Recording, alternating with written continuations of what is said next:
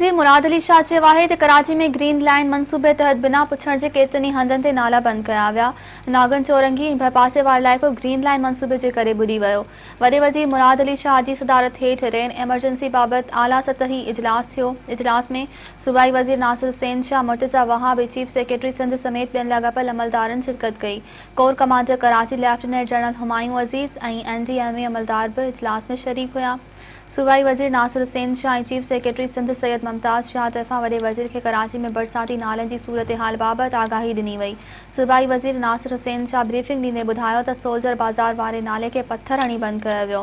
Chief secretary Sindh आगाही ॾींदे चयो त कराची में बरसात दौरान ग्रीन लाइन इंफ्रास्ट्रक्चर गटर नाले जी निकासी वारे निज़ाम में रुकावट बणियो। नालनि जा कब्ज़ा ख़त्म थी विया त सफ़ाई वारो अमल बहितर थी वेंदो।